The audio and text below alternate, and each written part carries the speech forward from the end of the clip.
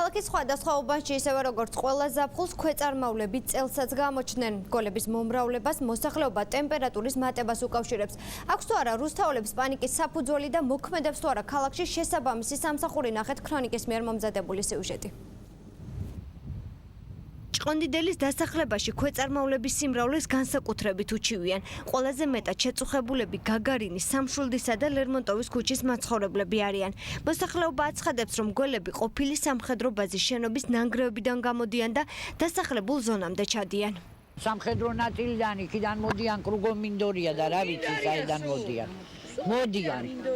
არის გველები არის. კორპუსის პატვალია სავსე. Ну არ ვიცი ხო ქუჩა პატვალია და ლამის სახში ამოგვივდეს გვეშინია კანალიზაციას არ ამოყვეს ძალიან ბევრია უამრავი თუ შეგვიძლია რამეთი ან თავს გაუჩეჭვავთ ან რაღაცა თუ არა და გვერზაული და ვკევი ამის იქით არ უშვებთ ამ ბავშვებსა თორე გარშემო რამდენი იმრეს ჩემასიძე მორიცალი მოკლა აი ბაჩოც არის იქა იმანაც მოკლა ერთი ცალი ძალიან გვაწუხებს ზოგიერთს დაუნახია და მოუკლია მაგე სადარბაზოში შემოვალი იმაზე კართან მოსახლეობას პანიკის საფუძველი არ აქვს, აცხადებენ რუსთავის საზოგადოებრივი ჯანმრთელობისა და უსაფრთხო გარემოს უზრუნველყოფის ცენტრში. სამსახურში ამბობენ, რომ ერთი თვის განმავლობაში ქვეწარმავლებთან დაკავშირებით მათთან მხოლოდ 30 შეტყობინება შევიდა.